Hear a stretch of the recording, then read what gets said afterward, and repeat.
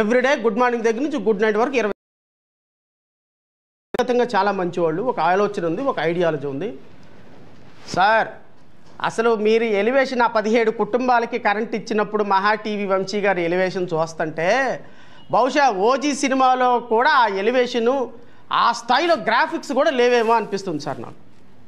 సరే పోనీ చంద్రబాబు నాయుడు గారంటే 45 సంవత్సరాల పొలిటీషియన్, ఎంతో కొంత చేశారు. ఆ తుఫాను తీసుకొచ్చి దక్షిణ నుంచి తీసుకొచ్చి దక్షిణానికి, దక్షిణ నుంచి తీసుకొచ్చి ఉత్తరానికి, ఉత్తరం నుంచి తీసుకొచ్చి పడమరకి పెట్టారు అంటే ఓకే పర్లా. సరే పోనీ ఎందుకంటే తీసుకున్న దానికి చేస్తున్న దానికి మీరు న్యాయం చేస్తున్నారని. సార్ ఇంత విజ్ఞత ఉంది, కాస్త చదువుకున్నారో లేదో తెలీదు, బట్ ఏదో వాట్ ఎవర్ ఇట్ ఈస్, చక్కగా మంచిగా కోట్ వేసుకుంటారు, బాబాసాహెబ్ అంబేద్కర్ లాగా కాన్స్టిట్యూషనల్ స్పిరిట్తో మాట్లాడతారు. వంశీ గారు ఏమైంది మీకు? What happen to you? ఈ సుగాలి ప్రీతి కేసు, మువ్వల నగేష్ కేసు, ఈ రాష్ట్రంలో దళిత ట్రైబల్ పిల్లల యొక్క బతుకులు మీకు పట్టవా? ఈ కేసులు కాదా సార్? వీళ్ళు మనుషులు కాదా? వీళ్ళకి రాజ్యాంగ హక్కులు లేవా? వీళ్ళకి ఇచ్చినటువంటి మాట మరి గౌరవ ఉప ముఖ్యమంత్రి గారు తప్పితే మీరు ఎందుకు మాట్లాడటం లేదు వాళ్ళ తరపున? నేను దయచేసి మిమ్మల్ని క్రిటిసైజ్ చేస్తారని మీరు అనుకోవద్దు. నేను చాలా బాధతోనే మాట్లాడుతున్నా. ఎందుకంటే మీరు తప్ప, మీడియా తప్ప ఈ బాధితులకి ఈరోజు సహకరించగలిగినటువంటి అవకాశం ఇంకొకరికి లేదు కాబట్టి మాట్లాడుతున్నా. ఏమైపోయింది సాంబశివరావు గారు? మీ ఎలివేషను, మీరు పవన్ కళ్యాణ్ గారు, మీరు మాట్లాడండి. మేనేజ్మెంట్కి సంబంధించినంత వరకు మీరు ఒక ఎంప్లాయీ, నేను కాదను.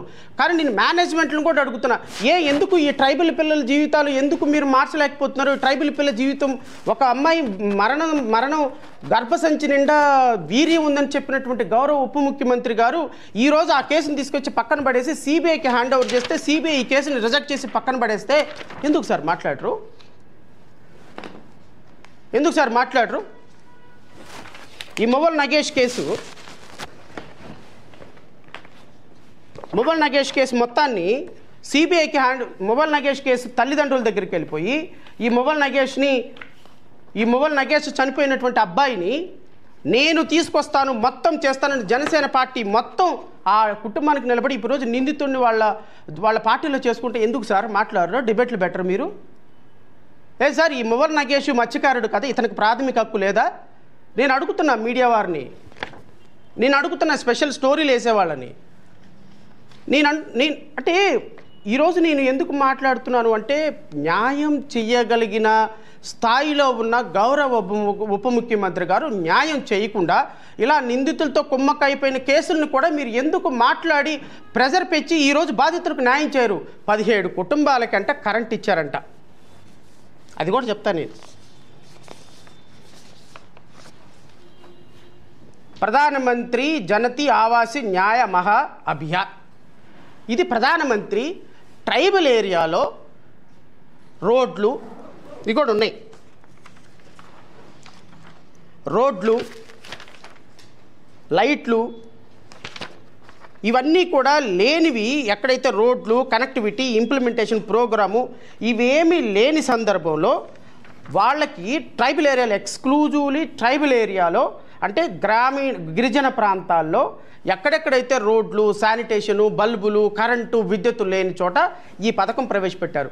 2024-2025కి కాను 24,000 కోట్ల రూపాయలు కేంద్ర ప్రభుత్వం నిధులు మంజూరు చేసుకుంది ఈ ప్రోగ్రాంకి. సార్ ఎన్ని వేల కోట్లు? 24,000 కోట్లు. దేనికోసం? దేశవ్యాప్తంగా ఉన్న ట్రైబల్ మహిళల యొక్క ట్రైబల్ జీవితాలను కొంచెం వెలుగు నింపడానికి కేంద్ర ప్రభుత్వం ప్రవేశపెట్టినటువంటి పథకం. 24,000 కోట్ల రూపాయల ఎలోకేషన్ ఉన్న పథకంలో 17 లక్షల రూపాయలు ఈ పథకానికి రాష్ట్ర ప్రభుత్వం తీసుకొచ్చి ఈ పథకం కింద ఆ 17 కుటుంబాలకి కరెంట్ ఇచ్చింది. ఇది పవన్ కళ్యాణ్ గారి డబ్బులు కాదు, రాష్ట్ర ప్రభుత్వం డబ్బులు కాదు. పోనీ రాష్ట్ర ప్రభుత్వ పథకం అంతకంటే కాదు, రాష్ట్ర ప్రభుత్వ పథకం అంతకంటే కాదు.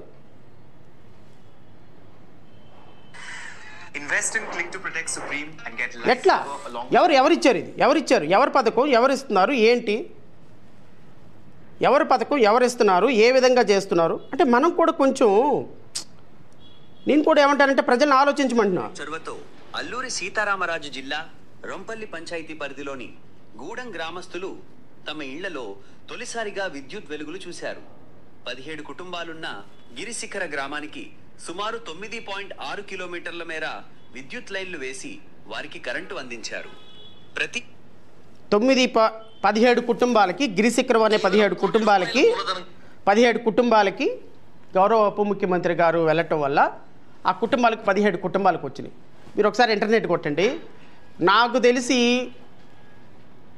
ప్రతి 10 న్యూస్లో 6 న్యూస్లు ఇదే ఉన్నాయి, 17 కుటుంబాలకి కరెంట్ ఇచ్చారు అని. ఏమంటారు దీన్ని?